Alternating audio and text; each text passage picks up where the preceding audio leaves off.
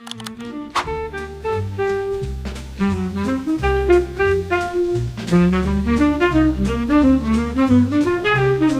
to eh.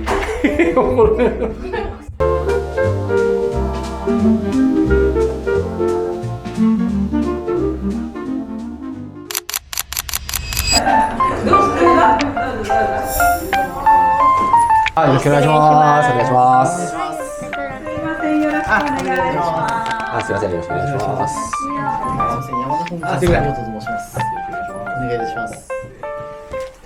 佐本と申します。よろしくお願いいたします。お願いします。日本語は全然大丈夫。ちょっと大丈夫。あ、全然平気そうですね。大丈夫そう。大体韓国は大丈夫です。全然喋るもん全然大丈夫ですよね。大丈夫じゃないですよ。全部じゃないですよ。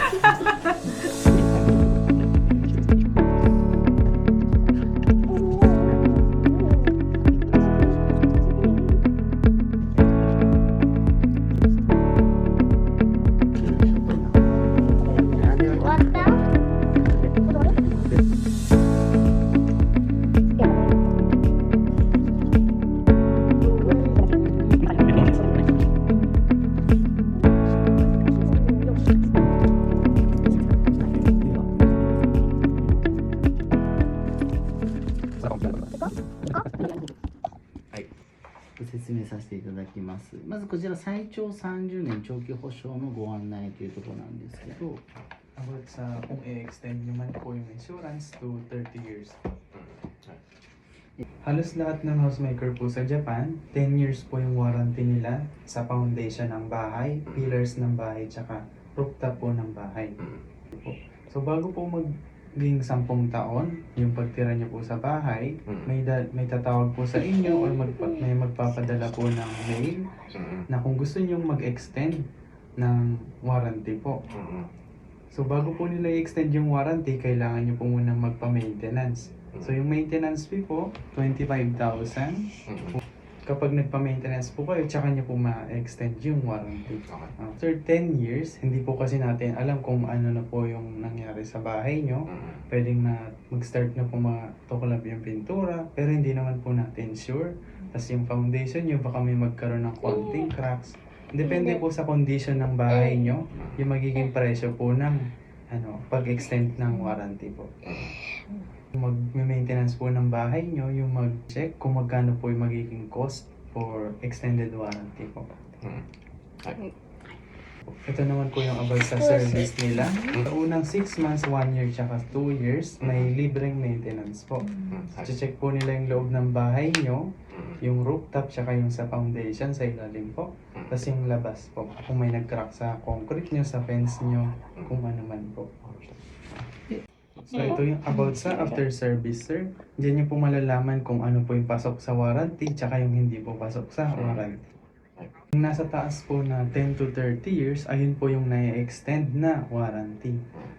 So anything na else po doon, 2 years warranty po siya. Tapos 5 years warranty po para sa anay. Since kahoy po yung bahay, sir. これはいただければと思います。 Itong mga documents na ito, pwede nyo po siya iuwi sa bahay, tapos i-translate dito. Ito na po yung alternative na magko-cover sa insurance kung mawala po yung kaisa nila sa Sa totoo po, sila talaga yung magko-cover, pero kung mawala po man yung company nila, ito po ang magiging alternative po. Ayan po yung mga cover ng warranty, rooftop, pillar, foundation, tsaka yung flooring po, sir. Tsaka yung mga reinforcement ng wall. Basta magbayad lang po ng 10 lapad, kahit anong kailangan ayusin po nila, sir.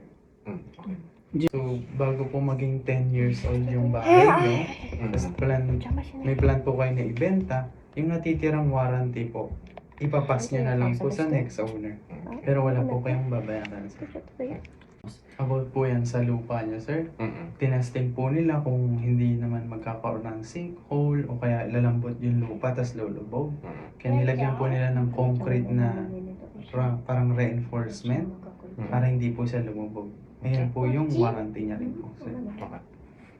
Itong house warranty na document, matatanggap niyo po siya sa turnover of keys. Pero since yung counting po ng warranty, nung ginawa nung na-complete na po yung bahay po kasi sir, na-complete siya 1-2 years ago. Kaya nag-start na po yung warranty. Kaya about 19 to 18 years na lang po yung natitirang warranty po. Okay. Ito po yung about sa reservation fee, sir. Kung nag-agree po kayo na bibili po talaga kayo ng bahay. Ano po? Totoo po, kailangan talaga yung sariling pera niyo po.